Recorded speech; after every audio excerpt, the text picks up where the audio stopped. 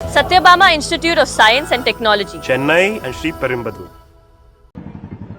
பழனி முருகன் பாலாயுத தண்டாயுதபாணியினுடைய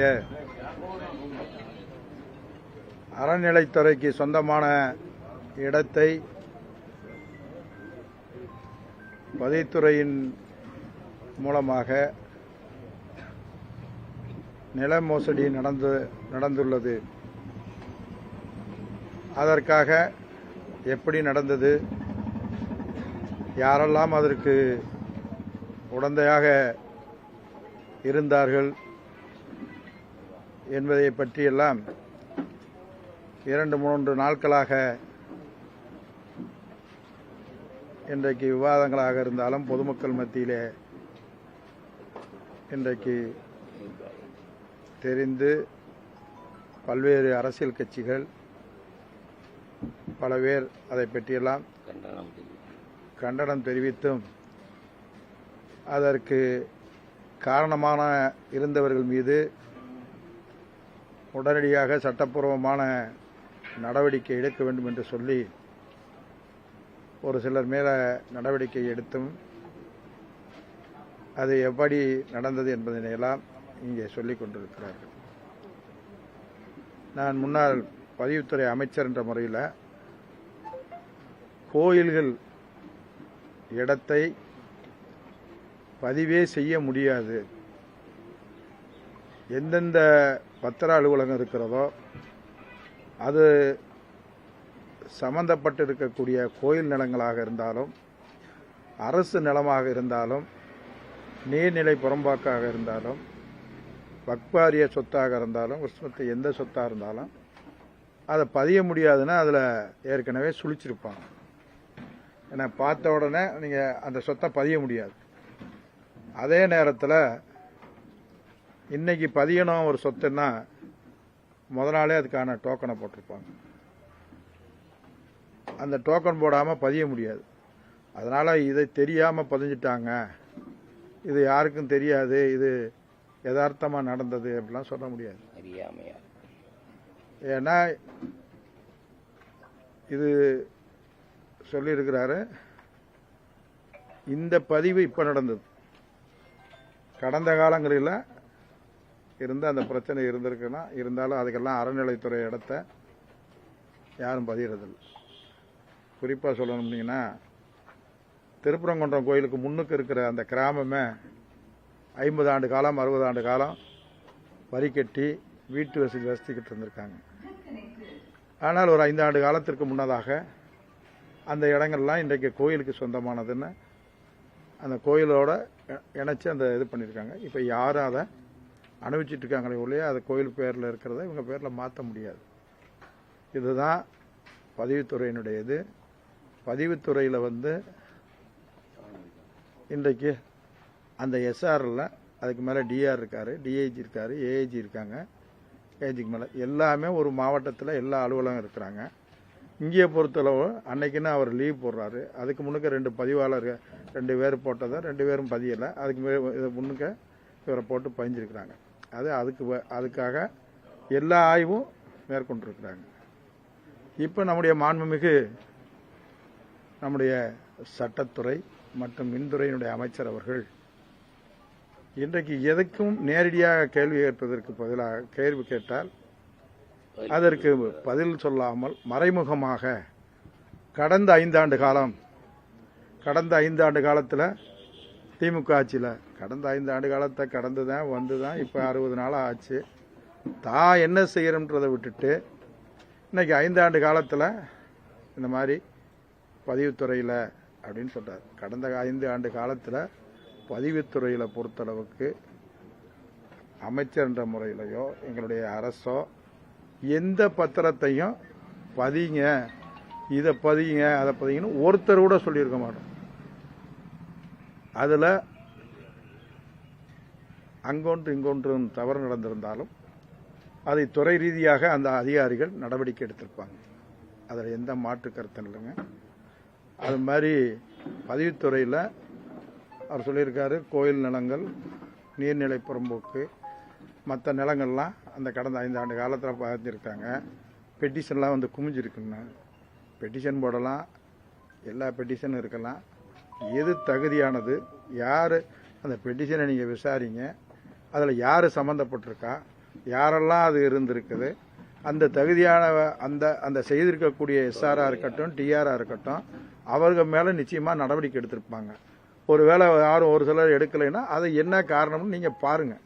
அதை விட்டுட்டு பொதுவாக இந்த மாதிரி எல்லா அலுவலகத்திலையும், இப்போ எத்தனை அலுவலகம் இருக்குன்னு அவருக்கு தெரியுமா என்னன்னு தெரியல, 589 பத்திர ஆஃபீஸுக்கும் நேரடியாக நான் ஆள் போட்டதாகவும், அவர்கள் வாங்கக்கூடிய பணத்தில் எனக்கு 20% கொடுத்தான்னு நேற்று முந்தானாலும் மூர்த்தின்னு பேரை சொல்லி சொல்கிறார்.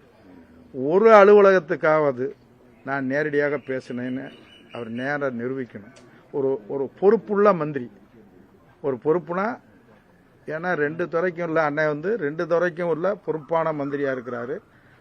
பொதுவாக சொல்கிறார், இந்த மாதிரி எல்லா ஆஃபீஸ்க்கும், எந்த ஆஃபீஸில் எந்த யார்கிட்ட நான் பேசினேன், யார்கிட்ட சொன்னேன், எந்த பத்திரம், எந்த சர்வே நம்பருக்கு, யாருக்காக நான் சொன்னேன், இன்னாருக்காக ஒரு பதிய சொன்னார், இன்னாரு பதியக்கூடாத சொத்தை சொல்லியிருக்கிறாரு, அப்படியெல்லாம் அது சொல்லணும். ஏன்னா அப்படியெல்லாம் பண்ண முடியாது.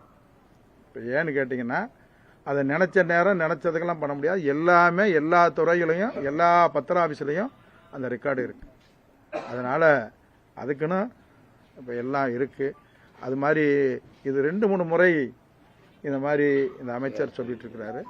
அமைச்சரை பொறுத்தளவுக்கு இன்னைக்கு அவர் சட்டத்துறையும் இருக்குது, மின்துறை இருக்குது. தமிழ்நாட்டிலேயே முதன்னு சட்டத்துறையில் தான் பிரச்சனை. அரசு வழக்கறிஞர் போடுறதுல இன்னைக்கு நாடே பேசிகிட்டு இருக்கு. அந்த கட்சியை சார்ந்திருக்கக்கூடிய ஒரு அருமை சகோதரி வழக்கறிஞர் ஞான சௌந்தரி இன்றைக்கு வழக்கு போட்டு எல்லாம் போட்டிருக்கு. இப்போ நேற்று இன்னைக்கு கட்சியை விட்டு நீக்கிருக்கிறாங்க இருக்கு. நாங்கள் சொல்லலை, அவங்க சொல்லியிருக்காங்க. எல்லாரும் தூய்மையாக இருக்குன்றாங்க. அது மாதிரி மின்கட்டணத்தை பொறுத்தளவுக்கு இன்றைக்கி நாங்கள் 500 யூனிட்டுக்கு மேலே 200 ஃப்ரீன்னாங்க. இன்றைக்கி மின்கட்டண கட்டணம் தான் உயர்ந்திருக்கு. இதை நான் ஒரு உதாரணத்துக்கு சொல்கிறேன். ஏன்னா அமைச்சரை பொறுத்தளவுக்கு இன்றைக்கி 60 நாள் இருக்கேன். 60 நாளும் கோச்சிக்கிறாங்க, மீடியாவில் சந்திக்கிற வேலையில் தான் இருக்கார். இந்த 60 நாளில் மதுரைக்கு என்ன செஞ்சுருக்கோம், மதுரைக்கு என்னென்ன இதெல்லாம் செய்கிறன்றதை விட்டுட்டு, ஏன்னா இப்போ நம்முடைய அமைச்சரை பொறுத்தளவுக்கு முதலமைச்சருடைய நிழல் அமைச்சராக தான் இருக்கார். ஏன்னு கேட்டிங்கன்னா, அண்ணன் 2 துறையை மட்டும் விட்டுட்டு எல்லா துறைக்கும் பதில் சொல்வார். இப்போ எல்லா துறைக்கும் பதில் சொல்வார், கூட்டணியை பற்றி சொல்வார், எல்லாரும் இங்கே இன்னது இன்னென்னாரெல்லாம் இப்படி இருக்காரு, இதெல்லாம் சொல்கிறார். ஏன்னா எங்களுக்கு அதெல்லாம் தெரியல. நீங்கள் எங்களுக்கு மக்கள் வாக்களிக்கலை, உங்களுக்கு வாக்களித்திருக்காங்க, உங்களுக்கு அரசாங்கத்தை கொடுத்துருக்காங்க. நீங்கள் என்ன நல்லது செய்கிறத மக்கள் எதிர்பார்க்குறாங்க. ஏன்னா எந்த துறை அதிகாரியாக இருந்தாலும் சரி, அது எந்த துறையாக அதிகாரியாக இருந்தாலும், அதிமுகவில் இருந்த அதிகாரிகள் தான் திமுகவில் இருந்தாங்க, திமுகவில் இருக்கிற அதிகாரி தான் இப்போ தாவேக்கல்ல இருக்கிறாங்க. அதனால் எந்த அதிகாரிகளை பொறுத்தளவுக்கு ஒன்றும் மாற்றம் இல்லை. ஒரு சில அதிகாரிகள் ஓய்வு பெற்றிருப்பாங்க, ஒரு சிலரை மாற்றிருப்பீங்க. இதுதான் எல்லா துறையிலும் இருக்கிறது. இப்போ 60 நாள் ஆயிரத்தி சொன்னீங்க, அந்த பழனி மேட்டர்ல இப்ப இருக்கிற அதிகாரிகள் தான் தவறு, அவங்களுக்கே தெரிஞ்சுதான் பண்ணிருக்க முடியுமா? அது அரசு தரப்பு தொடர்பு இருக்குமா சார்? சார் அதெல்லாம் எனக்கு தெரியாது. செய்யக்கூடாதுன்றது அந்த பத்திர ஆபீஸ்ல இருக்கும். எல்லா தமிழ்நாட்டில் இருக்கக்கூடியது இதெல்லாம் செய்யக்கூடாது. குறிப்பாக அறநிலத்துறை, கோயிலுக்கு சொந்தமான நிலம், அது 1 சென்டாக இருந்தாலும் சரி, எத்தனை ஏக்கராக இருந்தாலும் அது பதிவு செய்யக்கூடாதுன்னு அந்த பதிவேட்டில் அந்த இதில் இருக்கும். அதை மீறி ஏன் பதிஞ்சிருக்கிறாங்க? அதுலேயும் டெப்டேஷனில் ஒருத்தரை போட்டு பதிஞ்சிருக்கிறாங்க. ஏற்கனவே 2 பேர் பதியலை, கொள்ளலை. நான் அது ஒரு வழக்கு போயிட்டே இருக்கு. ஆனால் ஆமாம், அதுலேருந்து இப்போ அதுதான் நீங்கள் புரிஞ்சுக்கணும். அதெல்லாம் போட்டு புரியுறதுக்கு நான் எதுக்காக வந்தேன்னா, இவ்வளவு போட்டு எல்லாரும் இப்போ சிபிசிஐடி வரைக்கும் போயிட்டு இருக்கு. நீங்கள் கேள்வி கேட்கறது அதை கேட்டால் டபார்னு கடந்த 5 ஆண்டு காலம் இந்த மந்திரி மூர்த்தி, இந்த மந்திரி ஒரு மந்திரினோட சொல்றதில்ல, சொப்பாம அண்ணன் சொல்ல வேண்டியதில்லை. முன்னால இந்த மூர்த்தி இருக்கிறாருல, மூர்த்தி என்ன மூர்த்தியை ஒரு ஆதாரத்தோட சொல்லுங்க. எந்த பத்திர ஆபீஸும் நாம கேட்குறோம். அதோட அது மாதிரி எதையினாலும் ஒரு ஆதாரம் இல்லாமல் உண்மைக்கு புறம்பான செய்திகளை அவர் அண்ணன் மாண்புமிகு அமைச்சர் சொல்லிட்டு இருக்கிறாரு. அதுதான் உண்மை. நீங்கள் இப்போ சொன்னாங்க, ஒரே மாதத்தில் இல்லை, ஆட்சி பொறுப்புக்கு வந்தவுடன் எங்கேயுமே எந்த அலுவலகத்திலையும் லஞ்ச லாவணியம் இருக்காது.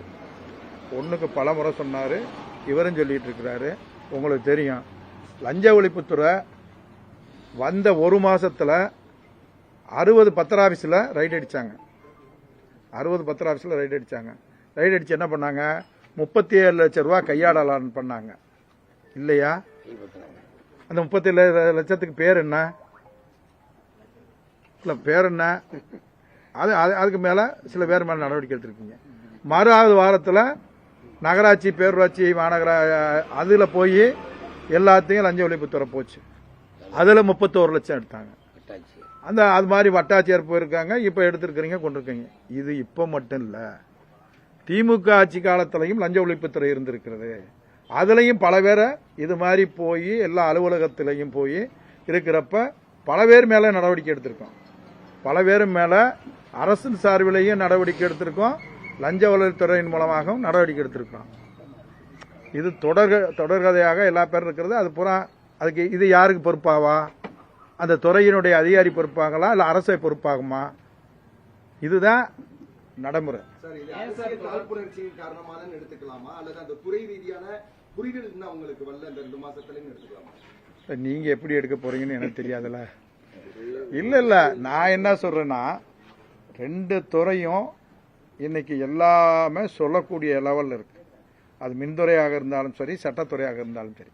மாண்புமிகு அமைச்சர் அவர்கள் இந்த 2 துறைகளினுடைய சார்பில் மக்களுக்கு என்ன செய்ய முடியும், மக்களுக்கு எதெல்லாம் செய்யணும், அதெல்லாம் செஞ்சு கொடுக்கக்கூடிய பல்வேறு வாக்குறுதிகளை அறிவித்திருக்கீங்க. பல்வேறு நலத்திட்டங்களை கொடுக்கணும்னு சொல்லியிருக்கிறீங்க.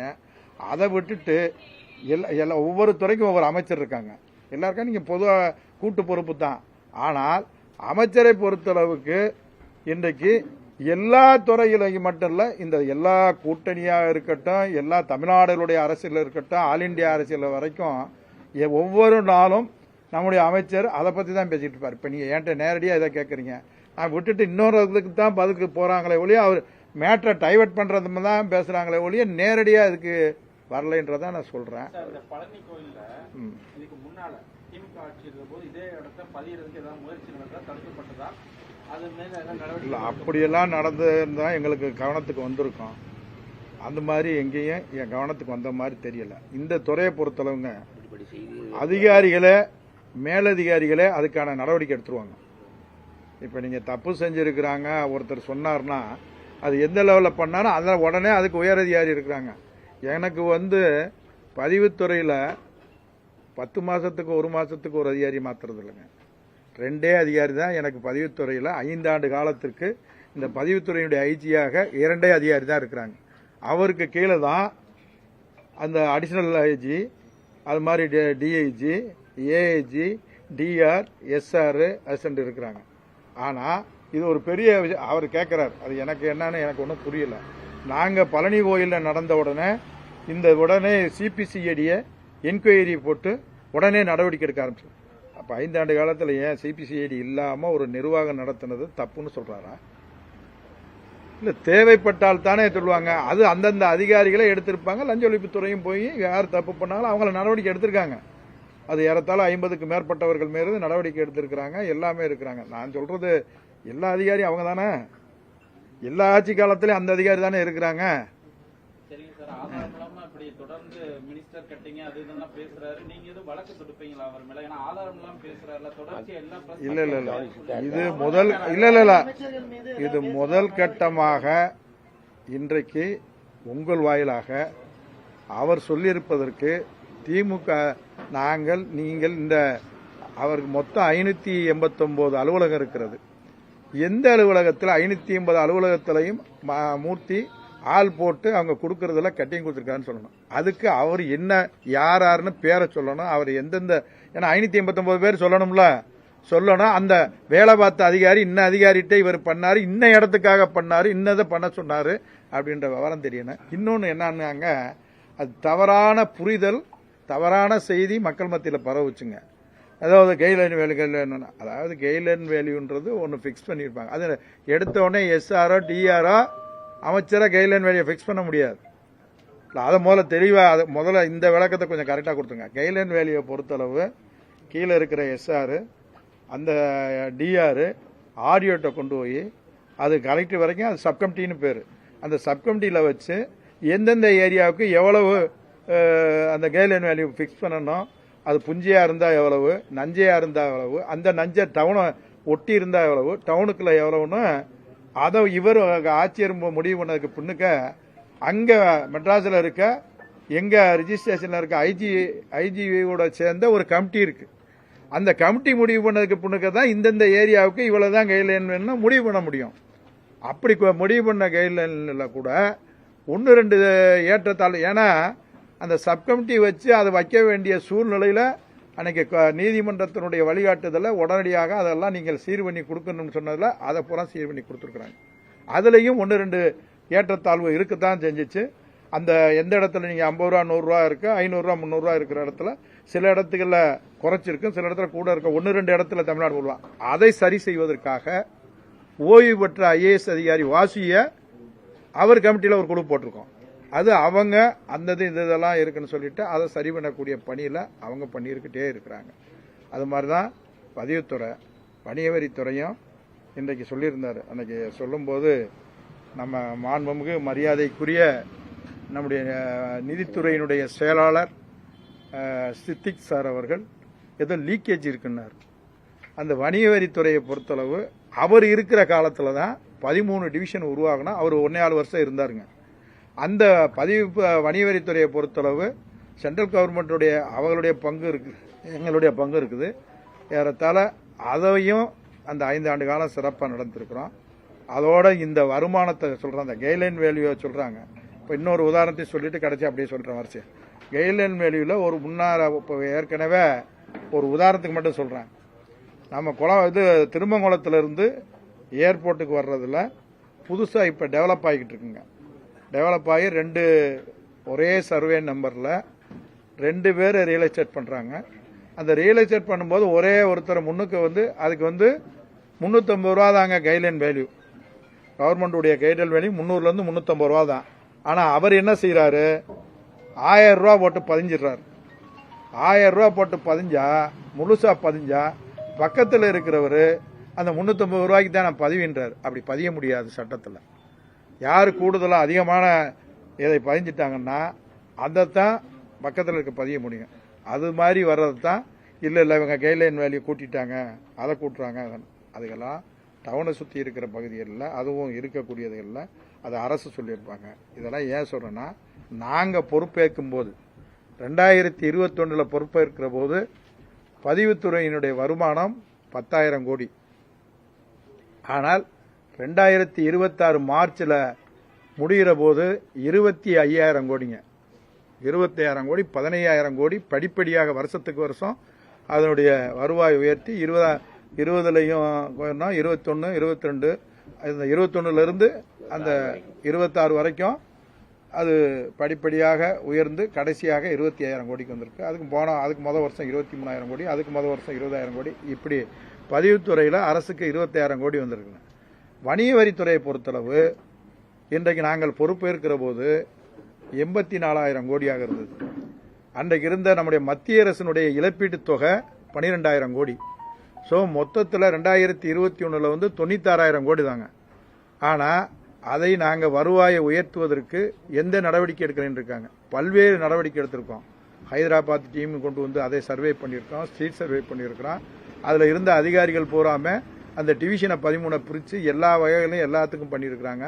ஏறத்தாழ 96,000 கோடியாக இருந்த அந்த வணிக வரி வருவாய் நம்ம 2026 1,43,000 கோடியாக வருவாய் உயர்ந்திருக்கிறது. 2 துறையும் சேர்ந்து 1,68,000 கோடி ரூபாய் வருவாய் வந்திருக்கிறது.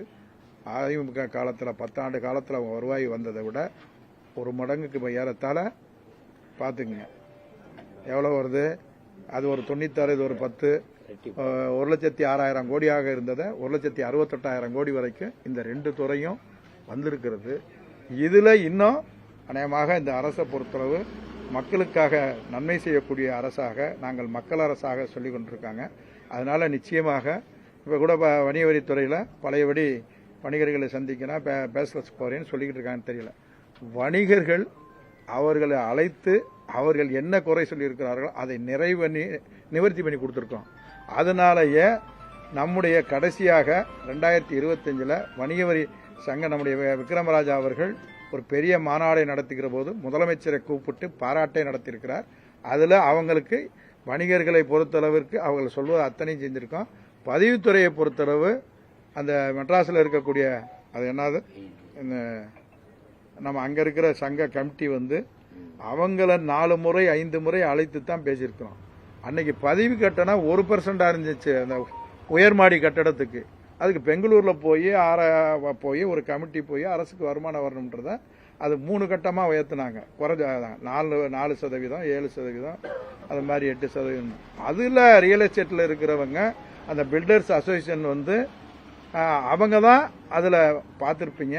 அந்த நேரங்களில் அந்த கேஸ் வரும்போது அத்தனை செய்தித்தாள்கள்லையும் ஒரு பக்கம் விளம்பரத்தில் இருப்பாங்க. எப்பயுமே அந்த கோர்ட்டில் பூரா இதாக இருப்பாங்க. அவங்க பூரா எதிர்ப்பாகவே பண்ணாங்க. அப்புறம் ஒரு கட்டத்தில் அவங்களெல்லாம் கூப்பிட்டு பேசி அது ஒரு சுமூகமான முடிவெடுத்து அதுவும் அந்த அரசுக்கு கூட வரக்கூடிய வருவாய் அதே சமயத்தில் அவங்களுக்கும் சிரமம் இல்லாமல் எல்லாமே செஞ்சு அதுதான் போயிருக்கிறது. அதனால ஆதாரம் இல்லாத குற்றச்சாட்டு வைக்கிறனால நீதிமன்றத்துக்கு போவீங்களா இல்ல இந்த செய்தியாளர் சந்திக்கிறதும் திருப்பி ஆதாரம் இல்லாத குற்றச்சாட்டு வச்சா நீதிமன்றத்துக்கு போவீங்களா? முதல்ல தொடருவீங்களா மாட்டீங்களா? இப்படியெல்லாம் சொல்லாதீங்க. நீங்க உங்களை மிஞ்சி வேற ஒன்றும் இருக்க போறதில்ல. அதுதான் உங்களெல்லாம் வச்சு முதல்ல செய்தியை அவர் சொல்லியிருக்கிறது செய்தித்தாள் மூலமா சொல்லியிருக்கிறாரு. நாங்களும் செய்தி மூலமாக இன்னென்னதெல்லாம் இப்படி இருக்குது நீங்க இப்படி சொல்றீங்க, அப்படி பொத்தாம் பொதுவாக சொல்லாதீங்க. யார் எங்க தவறு செய்தாலும் தவறு செய்திருக்கிறவர்கள் மீது சட்டப்பிரகாரம் நடவடிக்கை எடுங்கன்றதுல எங்களுக்கு ஒன்றும் மாற்று கருத்து இல்லை. அமைச்சர் சொன்னாங்க இங்க மட்டும் இல்ல எந்த மாவட்டங்களுக்கு போனாலும் அமைச்சர் மூர்த்தியோட தோல்விக்கு காரணம் அவரோட ஊழலும் அராஜகம் தான் காரணம்ன்ற மாதிரி பல இடங்கள்ல ரிப்பீட் பண்றாரு. இதெல்லாம் எப்படி பாக்குறீங்க? நீங்க பிரம்மாண்ட கல்யாணம் கல்யாணத்தை பிரம்மாண்ட கல்யாணம்ன்றாரு ரிப்பீட் பண்ணி அடிக்கடி இங்க மட்டும் இல்ல மதுரை மட்டும் இல்ல எந்த மாவட்டங்களுக்கு பிரஸ் மீட் போனாலும் இது ரிப்பீட்டடா கொண்டு போறாரு. இது எப்படி நீங்க இது பண்றீங்க அணுகுறீங்க? நான் என்ன சொல்றேன், நீங்க இந்த உட்கார்ந்து இருக்கிறீங்க, காலையில் சர்வேக்கு போங்க. என்னுடைய கிழக்கு தொகுதியில் 95% பணி செஞ்சிருக்கனா இல்லையான்றதை பார்த்துட்டு போடுங்க. அத்தனை மக்களுக்கும் எல்லாமும் கேட்காமையும் கேட்டையும் கிழக்கு தொகுதியும் மேற்கு தொகுதியில் 100% நான் முழுசா இல்லைங்க. மாநகருக்கு எங்கள் அண்ணே இருக்காரு. நான் இருந்த பணியில் முழுமையானாக நான் செஞ்சிருக்கிறேன். திருமணம் நடந்து 6 வருஷம் ஆச்சுங்க. அதுக்கு பதில் சொல்லணும்னா இப்போ அவர் எப்படி கல்யாணம் பண்ணாருன்னு எனக்கு தெரியாதுங்க. நான் சாப்பாடு மட்டும்தான் போட்டேன்னா அது நாட்டில் முடிஞ்சு போய் அது அன்னைக்கே முடிஞ்சு போச்சு. அது முடிஞ்சு போச்சு. வேற என்ன இருக்குது? மண்டபத்தை சொன்னார்னா அதுக்கு சட்டப்பிரகாரம் இருக்கும். சட்டப்பிரகாரம் இருக்கா இல்லையானா அதுக்கு ஆய்வு செஞ்சுக்குவாங்க. சும்மா பொத்தாம் பொதுவாகவே அவர் என்ன என் மேலே அவரை பிரியம்னு எனக்கு தெரியலைங்க. மதுரையில் வந்தவுடனே ஏன்னா எல்லாம் இருக்கிறத விட்டுட்டு நீங்கள் சொல்லட்டும். நீங்கள் அதனால தானே நீங்கள் சொல்லியிருக்கிறத நம்பித்தானே மக்கள் உங்களுக்கு வாக்களிச்சிருக்காங்க. நாங்கள் செஞ்சு எவ்வளவோ செஞ்சு கொண்டு கூட எங்களுக்கு வாக்களிக்கல. அது ஜனநாயக இதில் திமுக பொறுத்தளவுங்க. நான் ஏறத்தாழ 48 வருஷம் இருக்கிறேங்க. 26 வருஷமாக மாவட்ட செயலாக இருக்கேன். அதுக்கு முன்னுக்க ஒன்றிய செயலாக இருந்திருக்கேன். அதுக்கு முன்னுக்க கிளை செயலாளர் இருந்திருக்கேன். ஒரே கட்சியில் 48 வருஷமாக பொறுப்பில் இருந்திருக்கேங்க. 48 வருஷமாக பொறுப்பில் இருந்திருக்கேங்க. எங்கள் அண்ணன் ஏடிஎம்கேல இருக்கும்போது என்ன ஸ்டேட்மெண்ட் கொடுத்தாரு, ஆர்எஸ்எஸ் இருக்கும்போது எங்க அண்ணன் என்ன ஸ்டேட்மெண்ட் கொடுத்தாரு, திருப்பரங்குன்றத்தை பத்தி கோயில் முருகன் கோயிலை பத்தி அவர் எங்க அண்ணன் என்ன சொன்னாருன்னு கேளுங்க தலைவர். நீங்க அதை பத்தி எல்லாம் கேட்கலையே. அதை பத்தியே பத்தி இருங்க தலைவர். அதை பத்தி நீங்க கேட்கலையே. நீங்க கேட்கலையே. 100 கோடி ரூபாய் ஒரு ப்ராப்பர்ட்டி ரெஜிஸ்டர் பண்ணா எஸ்ஆர் மட்டும் பண்ண முடியுமா இல்ல மேல டிஆர் வரைக்கும்? அவருக்கு லிமிட் எஸ்ஆரை விட டிஆருக்கு ஒரு ரேஞ்ச் இருக்கும். என்ன ரேஞ்ச் சார்? இல்ல பெரிய தொகையெல்லாம் டிஆர் லெவல்ல பதிஞ்சிருவாங்க. எஸ்ஆருக்கு அதை சொல்றாங்க. அந்த கைட்லைன் வேல்யூ எவ்வளவு இருக்குன்னு எனக்கு தெரியல. அவங்க 2 கோடி கைட்லைன் பதிஞ்சிருக்காங்கன்னு சொல்றாங்க. ஆனா அந்த 100 கோடின்றது மார்க்கெட் வேல்யூவா இருக்கலாம். இந்த சொத்து இங்க உட்கார்ந்துருக்கிறது கைட்லைன் வேல்யூல ஒரு ஸ்கொயர் ஃபீட்டு நாங்கள் 700 ரூபாய்க்கு தான் பதிவோம். இந்த மாநகராட்சியில் இந்த ஸ்கொயர் ஃபீட்டு 700 ரூபாய்க்கு தான் பதிவோம். இப்போ இது நீங்கள் கேட்டிங்கன்னா 5000-10,000 இருக்கும். அதை கரெக்டாக அந்த ஆஃபீஸில் பார்த்தா தான் அந்த லிமிட்டேஷன் எவ்வளோக்குள்ள இருக்குது. வெளி மார்க்கெட்டில் போகிற சொத்துக்கும் கவர்மெண்ட்ல இருக்க கைட்லைன் வேல்யூக்கும் நிறைய வேரியேஷன் வித்தியாசம் இருக்கு. ஆமா, அதாவது இந்த சொத்தை பொறுத்தளவு கோயில் சொத்தை பொறுத்தளவு பதிய முடியாது. ஆனா நீங்க பதியணும்னா இன்னைக்கே போய் இன்னைக்கு பதிய முடியாது. முத நாள் 100%. இது அதிகாரிகளுக்கு தெரியாம இது அதிகாரினா பெரிய அதிகாரிகள்லாம் தெரியறதுக்கு வாய்ப்பு இருக்காதுங்க. இந்த எஸ்ஆருக்கு காலையில வரும்போது யாரெல்லாம் டோக்கன் போட்டிருக்காங்கன்னு காலையில தானே பார்ப்பாங்க. ஆனா முத நாளே நாளைக்கு நான் பதிய போறேன்றது முத நாளே டோக்கன் போடணும். அப்புறம் ராத்திரி 9 மணி வரைக்கும் பதிய மாட்டாங்க. இப்பயும் அந்த ரூல்ஸ் தாங்க இருக்கு. 3 மணியோட டோக்கன் நிப்பாட்டிடுவாங்க. ஆனா 3 மணினா இன்னைக்கு பதியறதுக்கு நேத்து 3 மணியோட முடிச்சிருவாங்க. அந்த 3 மணியோட பதியறதப்ப சில நேரங்களில் சாஃப்ட்வேர் ஸ்லோ ஆயிருது, பதியறவங்களுடைய எண்ணிக்கை கூடியிருது. அப்ப டைமிங் கூடாது. அதுக்கு தான் 3.0 திமுக கொண்டு வந்தது. அதை முன்னாள் முதலமைச்சர் அதை லான்ச் பண்ணிட்டார். அதெல்லாம் தவிர்த்தாரு. அதுல ஒரு சில சின்ன சின்ன குறைகள்லாம் இருந்தது. மொத்தத்தில் அந்த இதை இப்ப சரி பண்ணி இப்ப இவங்க சொல்லி இருக்கிறாங்க இந்த அரசு.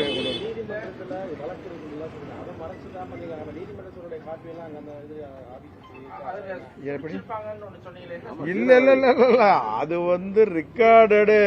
அந்த ஒவ்வொரு பத்திர ஆபீஸ்லயும் எதெல்லாம் பதியக்கூடாதுன்றது ரெக்கார்டடா இருக்கும். நீதிமன்றத்தோட அதாவது சார், நீங்க கோர்ட்டுக்கு போய் நீங்க ஆர்டர் வாங்கிட்டு வர்றதோட கோயில் நிலம்னா பதியக்கூடாதுன்னு அந்த பத்திர ஆபீஸ்லயே இருக்கும், ரெக்கார்ட்லயே இருக்கும். அது தெரியல. அதாவது கோயில் நிலமா இருந்தா அந்த கோயில் நிலத்துல எது இருக்கும், ஒருவேளை அவங்க தாத்தம் கொடுத்தாரு பாடம் கொடுத்தாரு ஏதோ சொல்றாங்க. ஆனா ரெக்கார்டரா எத்தனையோ ஆண்டு காலம் போது கோயில் நிலத்துல இருக்கும்.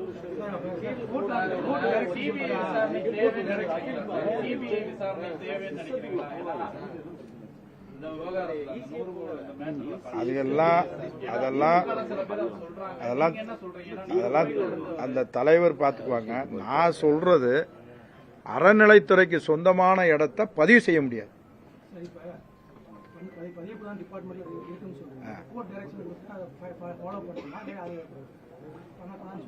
இல்ல கோர்ட் டைரக்ஷன் கோயில் இடத்த பதின்னு சொல்லி கொடுக்க மாட்டாங்களே. இவங்க ஏதாவது சொல்லி இந்த மாதிரி இப்ப நான் கோயில் இடம் இதுக்கு பதிலா நாங்க வேற இடத்த எழுதி வச்சுட்டோம், இதை நாங்க தானமா பண்ணிட்டோம் அப்படின்னு என்னத்தையாவது சொல்றதுக்கு தெரியும். அது என்னன்னு தெரியாம நான் எப்படி பதில் சொல்றேன்? இல்ல அதுதான் தெரியலன்னு சொல்றேன். அது என்னன்னு தெரியாம நான் எப்படி சொல்ல முடியும்? திமுகவை சார்ந்த ஒருத்தர் சாட்சி கையெழுத்து போட்டிருக்காருலாம் கூட இப்ப நட்பு ரீதியா நீங்க யாருனாலும் கூட்டி போவாங்க சாட்சிக்கு போற. மொத்தத்துல அந்த சொத்து கோயில் சொத்து, அது பதியக்கூடாது. அதுதான் மெயினே ஒழிய இந்த நீங்க கொடுத்துருக்கீங்களே தலைவா செய்திகளை நாம இல்ல செய்தியை கூப்பிட்டு எல்லாம் சொல்றேன். இப்ப நான் என்ன சொல்றேன், அவருக்கு அண்ணே மதுரையினுடைய வளர்ச்சிக்கு பாருங்க, உங்க 2 துறையை பாருங்க, நீங்க பொதுதுலைன்னா எல்லாம் பாருங்க, அந்தந்த துறைக்குன்னு ஒரு மந்திரி இருக்காங்க, அவங்க உங்க வேலையை பார்க்கட்டுன்றதுதான் இதனுடைய அர்த்தம்.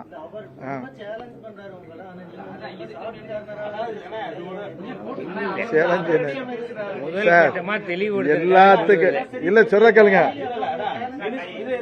மினிஸ்ட்ரி ஃபண்ட், பார்ட்டி ஃபண்ட், இந்த மாதிரி எல்லாம் நிறைய நரேட்டிவ் செட் பண்ற மாதிரி எல்லா இடங்கள்லயும் பேசுறாங்க. பதில்கள் ரொம்ப ஆக்ரோஷமா இருக்கு. நீங்க எதுவும் ரியாக்ட் பண்ண மாட்டீங்களா? சார் ரியாக்ஷன் இல்ல சார், உண்மையை தான் சார் சொல்லணும். இப்ப அண்ணன் சொல்றாருக்கு தான் பதிலே உங்கள்கிட்ட சொல்லிட்டேன்ல. 589 ஆபீஸ்ல யாரு எங்க என்னன்னு சொல்லுங்கன்னு தானே சொல்றேன். இப்ப இதை விட நான் எப்படி சொல்ல முடியும்? அதோட இப்ப நீங்க அதை எங்க நண்பர்கள் பூரா அது இன்னைக்கு மீடியாக்கள்ல பெரிய லெவல்ல போகுது. யாருங்க அரசு ஊழியர்கள் அரசு வழக்கறிஞர்கள் போட்டதுல முத இந்த நாடே எரியுதா இல்லையா? 3 நாளைக்கு முன்னுக்கு ஒரு கட்சியில இருந்து 3ஆம் நாள் வந்த உடனே அவருக்கு பிபிஆ போட்டிருக்கிறீங்க இல்லையா? அதுக்கு ஆறுன்னு சொல்லவா? நம்ம குளமங்குளத்துல என் மாப்பிள்ள திருப்பதின்னு இருக்காருங்க, அவர் ஏடிஎம்கேல இருந்து 3 நாளைக்கு முன்னுக்கு தாங்க வந்தார். அவர் தாங்க பிபின்னாங்க. என்ன பாக்குறீங்க? அவங்க பூரா அந்த கட்சியில உழைச்சவங்க பூரா அவங்க அந்த கட்சிக்காக பாடுபட்டவங்க எல்லாம் எங்களுக்கு வரலன்னு சொல்லி அதான் சகோதரி ஞானசேகரி போட்டிருக்குது, எல்லாம் போட்டிருக்கீங்க. இப்ப 500 யூனிட்டுக்கு வர இருந்தா 200 யூனிட் இலவசம்னு சொன்னீங்க. இப்ப கட்டுற பணம் இபில இப்ப அதை விட பணம் கூட கட்டுறாங்க. நீங்க தானே மக்கள்கிட்ட சொல்லணும். நாங்க இப்ப நீங்க அவர் சொல்றாரு எங்களுக்கு ஓட்டளிக்காது மக்கள் என்ன முடிவுல இருந்து அளிக்கலன்றது நாங்க ஏத்துக்கிறோம். நாங்க வெற்றியும் பார்த்திருக்கோம், தோல்வியும் பார்த்திருக்கோம். 47 ஆண்டு காலம் இந்த அரசியல் இருக்கிறோம்.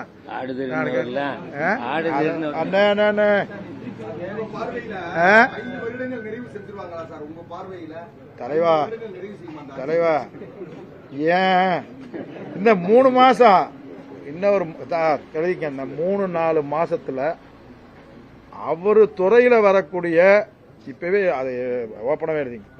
மின்சாரம் இப்பவே ஆங்காங்க இல்ல, ஓரளவுக்கு தட்டுப்பாடா இருக்கு.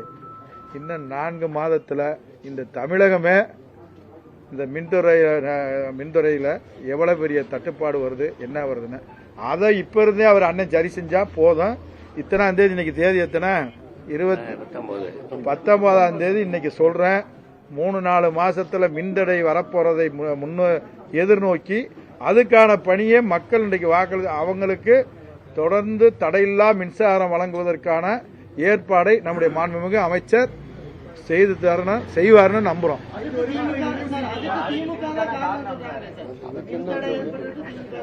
5 வருஷம் எந்த மின்தடை ஏற்பட்டுச்சு, கடந்த 5 ஆண்டு காலத்துல எங்கே மின்தடை ஏற்பட்டுச்சு, எப்பன்னு சொல்லணும்ல. என்ன 5 வருஷம் அது பூரா தான் கரெக்டா மின்தடை இல்ல, தண்ணி பிரச்சனை இல்ல, குடிதண்ணி பிரச்சனை இல்ல, எல்லாமே 5 வருஷத்துல அத்தனையும் செஞ்சு கொடுத்தார் முதலமைச்சர். இன்னைக்கு மதுரையில செய்யாது என்ன இருக்கு? முடிந்த அளவுக்கு மாண்புமிகு தமிழ்நாடு முன்னாள் முதலமைச்சர் தளபதியார் அவர்கள் அத்தனையும் செஞ்சு கொடுத்திருக்காரு. ஒண்ணுமே செய்யல. இன்னொன்னு சொல்றாங்க அன்னைக்கு கூட்டத்துல எல்லாம், அதுக்கெல்லாம் நான் என்னுடைய எதுக்கு சொல்ல முடியாது. இருந்தாலும் நீங்க கேட்டீங்க, கைகள் கட்டப்பட்டிருந்தது. கட்டப்பட்டிருந்தப்ப எல்லா பேரும் தானே இருந்தோம். அன்னைக்கு சுதந்திரமா தான் இருந்தாங்க. இன்னைக்கு நீங்க அதிகாரிகளை தனிப்பட்ட முறையில கேளுங்க, அந்த 5 வருஷத்துல நீங்க எப்படி இருந்தீங்க, இன்னைக்கு எப்படி இருக்கீங்க, இனி போகும்போது எப்படி இருக்க போறீங்கன்றத கேளுங்க. அதாவது நீங்களும் என்ன உண்மையோ என்ன நியாயமோ என்ன இதோ அதை அருமை நண்பர்கள் எழுதுங்க. ஒன்றும் பிரச்சனை இல்லை. இன்னைக்கு அவரு இதுக்கு மேல என்னால பொறுக்க முடியல. எதுக்கு எடுத்தாலும் சொல்றாருன்னா அவர் திரும்ப திரும்ப சொல்ல அதுக்கு நான் பதில் சொல்லாம இருந்தேன்னா அவர் சொல்றத உண்மைக்கு புறமான செய்தியை 10 வட்டம் சொன்னா ஏதோ உண்மைதான் இருக்குடான்ற மாதிரி நிலவரம் வந்துருன்றதுக்காகத்தான் இன்னைக்கு நம்ம எதை சொல்லிருக்கோம். என்னண்ணே சொல்லட்டும் பாப்போம். அண்ணா என்னன்னு அவர் என்ன சொல்றாருன்னு பாப்போம்னா அதுக்கு தக்கனதானே நம்ம சொல்லணும். நீங்க அவரை இப்ப நான் சொல்றேன், இப்ப நான் உங்கள்கிட்ட என்ன சொல்லிருக்கேன், அண்ணா நீங்க சொல்லியிருக்கீங்க கொஞ்சம் எவிடன்ஸோட சொல்லுங்க. நான் தான் சொல்றேன், இந்த பத்திர ஆபீஸ்ல, ஏன்னா பத்திர ஆபீஸ்ல ரெக்கார்டு இருக்கும்ல, இந்த பட்டாவுக்காக மூர்த்தி நீங்க சொல்லி இருக்கிறீங்க, இதுக்காக இன்னார்கிட்ட நீங்க பணம் வாங்கி இருக்கிறீங்க சொல்லுங்க. 589 ஆபீஸ் இருக்குல்ல, அவர் என்ன சொன்னாரு, 589 பேரை போட்டு டெய்லி அங்க உட்காந்து கவுண்டர்ல வசூல் பண்ண யாரு, எந்த ஆளு உட்காந்து வசூல் பண்ணாரு, எந்த இதுக்காக வசூல் பண்ணாருன்னு அது நல்லதானே? இல்ல குழு அமைக்கிறத வரவேற்போம்.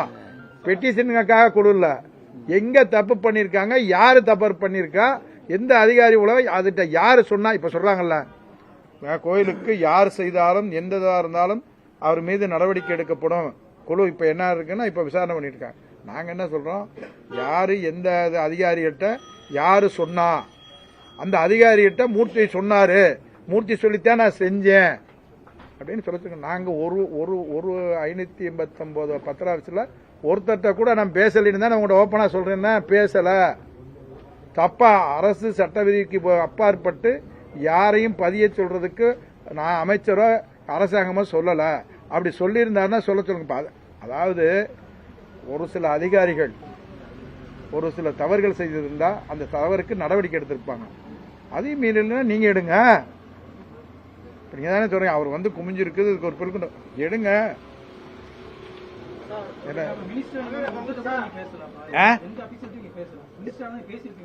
சார் மினிஸ்டர் ஆனா மாசம் மாசம் கூட்டம் போடுவோம் சார். ஹை லெவல் ஆபீசர் வருவாங்க சார். ஹை லெவல்ல எங்க ஐஜி வருவாரு, ஏடிஜி வருவாரு, டிஐஜி வருவாரு, ஏஐஜி வருவாங்க. எங்க ஆடிட்டு அவங்கள மாசம் மாசம் கூட்டம் போட்டுட்டு இருக்கான்.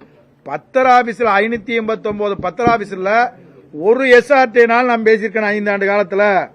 இவர் எல்லாத்திலையும் பேசி ஒவ்வொரு பத்திர ஆபீஸ்லயும் வாங்கக்கூடிய பணத்துல 20% வாங்கியிருக்கின்றாரு. எந்த பத்திர ஆபீஸ் எந்த எஸ்ஆர்ட்ட இந்த 589 நான் பேசுறேன்னு சொல்லுங்க. தலைவா பொறுங்க தலைவா, நம்ம கேட்டுக்கிறோம். அவர் சொல்லிக்கிட்டே இருக்காருன்றதை நீங்களும் சொல்லணும்ல. எங்க எந்த அண்ணா நீங்க நீங்க கேளுங்க. எப்பா 589 சொல்லிக்கிட்டே இருக்கப்பா, எந்தெந்த பத்திர ஆபீஸ்ல எந்தெந்த இப்ப அவங்க நினைச்சா ஒரு நிமிஷத்துல இந்த எஸ்ஆர்களை கூப்பிட்டு எப்பா இந்த இதை என்ன செஞ்சிருக்காரு, எந்த ஆபீஸ்ல என்ன போன் பண்ணாரு, எந்த பத்திரத்தை சட்டத்துக்கு விரோதமா பதிய சொன்னாரு அப்படின்னு கேட்டாங்கன்னா அவர் சொல்றாரு, இந்த கோயில் இடத்த மூர்த்தி சொல்லித்தான் பதிய சொன்னாரு, இந்த இடத்த இவர் தான் பதிய சொன்னாரு அப்படின்னு சொல்லணும்ல.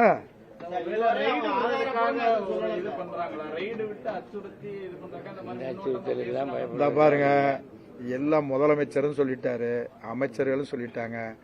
திமுகன்றது அதை பத்தியெல்லாம் ஒன்றும் கவலையப்படுறதில்ல.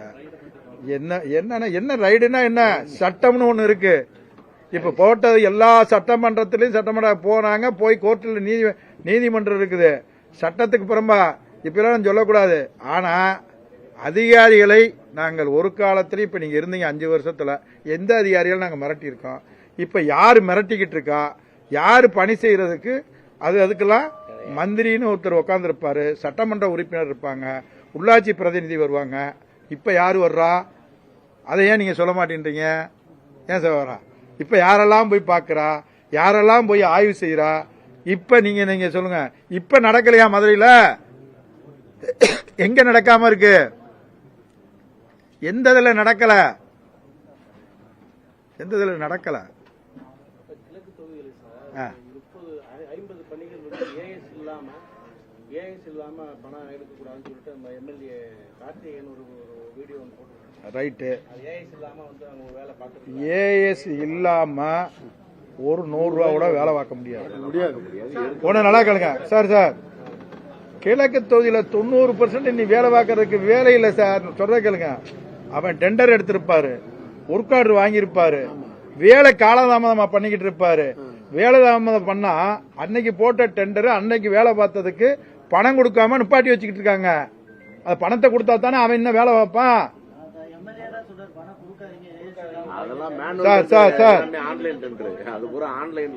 ஏஎஸ் இல்லாம வேலை பார்க்க முடியாது. 100 நாள் வேலைக்கு ஏஎஸ் அது அதிகாரியை வாங்கிக்கிருவாங்க. அதிகாரி வாங்கி 100 நாள் வேலையில பார்க்க சொல்லுவாங்க. நீங்க ஏஎஸ் இல்லாம யாரு வேலை பார்த்தாலும் அது கொடுக்க முடியாது, அது வேலையும் பார்க்க முடியாது. அவசர சொன்னா கூட சின்ன சின்ன வேலை. ஆனா உண்மைக்கு புறம்பான செய்திகளை சொல்றதுனால இப்ப நீங்க சொன்னீங்கல்ல எந்தெந்த வேலைக்கு ஏஎஸ் கொடுக்காம பாக்குறாங்கன்னு நீங்க கேளுங்க. அது யாரா இருந்தாலும் பண்ண முடியாது. டெண்டர் வைக்காம சார், டெண்டர் வச்சு ஒர்க் ஆர்டர் போடாம வேலை பார்க்க முடியாது சார்.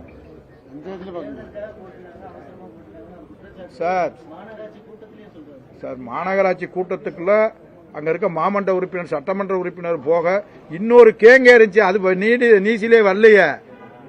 சம்பந்தப்படாதவங்க எத்தனை பேர் எவ்வளவு பேர் மாநகராட்சி கூட்டத்துக்குள்ள இருந்தாங்களே. இப்ப மாநகராட்சி கூட்டத்தினுடைய மாமன்ற உறுப்பினர்கள் உங்களுடைய சொத்து கணக்க கொடுங்க அப்படின்னு கேட்கிறாரு. சொத்து கணக்கப்ப அவங்ககிட்ட கேட்டு கொடுக்கறதுக்கு ரெடியா இருக்காங்க, எல்லா பேரும் கேட்கணும். நான் என்ன சொல்றேன், மாநகராட்சி மாமன்றத்தில் இப்ப இந்த மாதிரி ஊழல் நடந்திருக்கு, என்னென்னலாம் பண்ணிருக்குன்னு இப்ப வந்து 60 நாள் ஆச்சுல, கோர்ட்ல போட்டு யார் யார் மேல என்னென்ன இருக்கு அப்படின்னு கேட்கறத விட்டுட்டு நீங்க அண்ணன் செஞ்சீங்களா, நீங்க செஞ்சீங்களா அப்படின்னு கேட்கறது எப்படி இருக்கு? யாரு செஞ்சிருக்கா, அந்த மாநகராட்சியில யாரு தவறு பண்ணிருக்கா, என்ன தவறு பண்ணிருக்காங்க, கோர்ட்ல உடனே கொடுங்கன்னு சொல்லி உடனே ஆக்ஷன் எடுக்கணும்ல. இப்ப இருங்க நீங்க தப்பா எடுத்துக்காங்க. என்ன சொன்னீங்க, மதுரை மாநகராட்சி ஒரு குப்பை நகரமா இருக்கு, இந்தியாவிலேயே ஒரு கடைசி இடத்துல இருக்குது மாநகரம். இப்ப என்ன 60 குப்பைக்கு ஒரு அதிரடி நடவடிக்கை எடுத்து இப்ப 60 நாள் ஆச்சு. இப்ப மாநகராட்சியில எங்க இப்ப எல்லா வேலையும் பார்த்துட்டாங்களா? இல்லண்ணா என்னன்னாலும் பார்த்து. ஆனா அதுல இங்க பாருங்களா, ஆனா அதுல ஒரு நூலு கூட யாரா இருந்தாலும் டெண்டர் வச்சு ஒர்க் ஆர்டர் இல்லாம வேலை பார்க்க முடியாது, எங்கேயுமே பார்க்க முடியாது. அப்படி இருந்தா நீங்க வாங்கிக்கிட்டு கோர்ட்ல போட்டு ஏமா வேலை பார்க்கணும்னு பாட சொல்லுங்க. உங்க கிழக்கு தொகுதியில வந்து தீர்த்தக்காடு பகுதியில வந்து எந்த அடிப்படை வசதி இல்லாம பல்வேறு போராட்டம் நடத்தலாம். ஆனா இப்ப வந்து இந்த 60 நாள தாவேக அரசு வந்து அந்த பகுதியில வந்து மின் இணைப்பு தீப்பட்டாவெல்லாம் வழங்கி உங்க தொகுதி தலைவா அந்த தீர்த்தக்காடுல பட்டா வாங்கி கொடுத்தது யாருங்கயா? இந்த மூர்த்தி தாங்கயா பட்டா வாங்கி கொடுத்துருக்கேன். இருங்க, என்னன்னு கேளுங்க, அதை முழுசா கேளுங்க. பழைய மாவட்ட ஆட்சித்தலைவர் சங்கீதா மேடம் அவங்க இருக்கும்போது அங்க யாரெல்லாம் குடியிருந்தாங்களோ, சொல்ற கேளுங்க, யாரெல்லாம் அங்க குடியிருந்தாங்களோ அவங்களுக்கு மட்டும்தான் கொடுக்க முடியும். இந்த பல ஆண்டு கால பிரச்சனை நாளைக்கு வரும்போது அந்த கிளையன்ட் ஏமா பட்டா என்னைக்கு தேதியிலமா இருக்குன்னு கேளுங்க.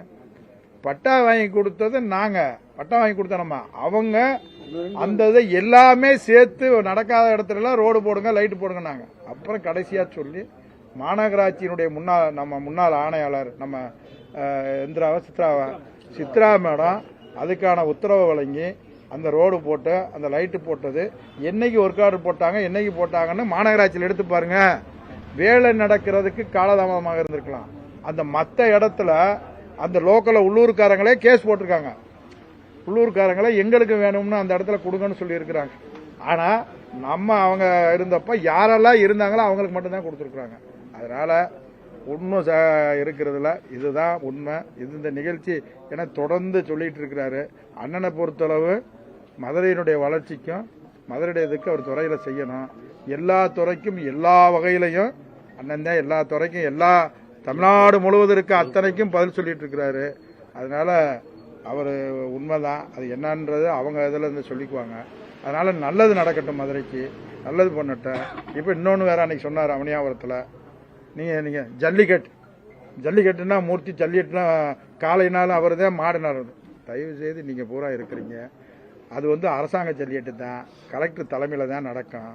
15,000 பேர் வருவாங்க. நாங்க என்னத்தோ ஏதோ கொடுத்து நடத்தி இருக்கிறோம், அதுல தவறு நடந்திருக்காரு. இப்ப அமைச்சர் அண்ணனும் இங்க இருக்கிறவங்களும் சேர்ந்து அந்த 15,000 பேரையும் எல்லா ஜல்லிக்கட்டுலையும் அவங்கள எல்லாம் நடக்க வச்சு நாங்க வேடிக்கை பார்க்கறோம்ன்றக்காக. அப்படி நடக்கும்போது உங்களோட சேர்ந்து நானும் பாராட்டுறேன், நானும் வாழ்த்துறேன். ஏன்னா இப்ப ஜல்லிக்கட்டப்ப வந்து கலந்துக்கிட்டவங்களுக்கு பூரா கொடுக்கணும்ல. இப்ப ஜல்லிக்கட்டு நடத்துறதுல ஏதோ தவறு நடந்து போச்சு, ஏதோ சொன்னாருன்னு சொன்னாங்க மூர்த்தி, அப்படி இல்ல. இன்னைக்கும் என்ன ஜல்லிக்கட்டு டோக்கனு என்ன நடந்திருக்குன்னு கலெக்டர் ஆபீஸ்ல இருக்கு, யார் மாடுபிடி யார் கொடுத்துருக்காங்கன்னு. அதனால வரக்கூடிய ஜனவரியில இப்ப அன்னைமாரெல்லாம் இருந்து அந்த எத்தனை பேர் மாடு கலந்துக்கிறேன்னு சொல்றாங்களோ அத்தனை பேர், எத்தனை பேர் பிடிக்கிறோம்ன்றாங்களோ அத்தனை பேரையும் அன்னை சிறப்பா நடத்துறதுக்கு எங்களுடைய வாழ்த்துக்கள். நடத்த முடியாதத செய்ய முடியாததெல்லாம் 2021 விருதுநகர் எடுத்த காங்கிரஸ்னாலதான் திமுக ஆட்சி அமைச்சிக்கவே முடியாதுன்னு அதுக்கெல்லாம் முதலமைச்சர் பதில் சொல்லுவாரு. இப்ப உங்களுக்கு இப்ப இன்னொரு இதுக்கெல்லாம் பதில் சொல்றேன். இன்னொரு நாளைக்கு ஒரு அரை மணி நேரம் சொல்ல வேண்டி இருக்குது. இப்ப சொல்ல நீங்க இருங்க, அவர் சாக்கில் நம்ம சாக்கில் விட முடியுமா? இல்ல சொல்ற கேளுங்க. அமைச்சரா இருக்கும் போது இருந்த தடாலடி பேச்சுகள், அந்த வீரசாரமான பேச்சுகள் இல்லையே சார். தேவை ஏற்படும் போது இல்ல இல்லங்க தலைவரே. இப்ப நீங்க அமைதியா நாங்க இருக்கட்டும்னா அமைதியா இருக்கிறது இன்னும் ஒரு 3 மாதத்துக்கு உங்களோட சேர்ந்து இந்த 3 மாதத்தினாலும் எவ்வளவு செய்யறாங்கன்னு பார்ப்போம். இப்ப ஜல்லிக்கட்டுக்கு நான் சொல்லிட்டேன், நீங்களும் இருக்கீங்க, எல்லாரும் இருக்கீங்க. ஏன்னா நீங்க தான் இருப்பீங்க. எத்தனை பேருக்கும் சந்தோஷமா இந்த 5 ஆண்டு காலத்துல நம்ம நடத்தினதை விட பிரமாதமா நடத்துறோம் இருக்காங்க. அதுக்கும் நம்ம இருக்கிறோம், எல்லாம் இருக்கிறோம். சரியா? மாவட்டத்துல இல்லாத அளவு மதுரை மாவட்டத்துல தோல்வி அதிகமா இருக்கு. திமுக ஒரே ஒரு தொகுதி தான் ஜெயிச்சிருக்காங்க. இதுக்கப்புறம் எப்படி சார் எதையுமே ஜெயிக்க முடியாத ஒரு தொகுதியை ஜெயிச்சு கொடுத்திருக்கோமே, அது தொகுதியா இல்லையா தலைவா? தலைவா, இதுவரைக்கும் வரலாறுல மேலூர்னு ஒரு தொகுதிய ஜெயிக்க வச்சது யாருங்க தலைவர்? அவங்களும் எதிரணிக்கு போயிட்டாங்களே சார். இல்ல அந்த தொகுதியினுடைய மாவட்ட செயலர் நானா. அதுக்கெல்லாம் ஒரு நாள் தயவு செய்து உங்களை கூப்பிட்டு விளாவாரியா சொல்றேன். ஏன்னா இன்னைக்கு இது மட்டும்தான் சப்ஜெக்ட், இது மட்டும்தான் நம்ம சொல்லணும். அதனால முதலமைச்சர் காலத்துல 5 வருஷத்துல என்னெல்லாம் நாங்க மதுரையில செஞ்சிருக்கோம் கொண்டிருக்கோம். இவரு நான் இப்ப பேட்டியை கொடுத்ததுக்கு இவர் அண்ணன் என்னை தனிப்பட்ட முறையில மாண்புமிகு அமைச்சர் விமர்சனம் பண்ணிக்கிட்டே இருக்கிறாங்க. இந்த துறையில சொல்லிட்டு இருக்கான்றதுக்கு பதில் சொல்லணும் உங்களை அழைச்சு. சரிதானா? இன்னி பேசாம நான் எங்க அமைதியா சொல்லியிருக்காரு, சிரிச்சுக்கிட்டே ஒன்றும் பிரச்சனை இல்லை. இன்னும் 3 மாசம் அமைதியா இருந்துட்டு தான் நாம இல்ல இல்ல அப்படி 3 மாசம் இல்ல, அவரு அவங்க செய்ய அவங்க 3 மாசமெல்லாம் அமைதியா இருக்கிறதுக்கு இல்லைங்க. எல்லாமே இப்ப நம்ம இருக்கிறாங்க. இப்ப நாங்க பொறுத்தளவுக்கு அவர் வைக்கிற பொறுப்புக்கு மரியாதை கொடுக்குறாரு. அவரு கொடுக்குறோம். இன்னும் இப்ப 60 நாள் தான் ஆயிருக்கு.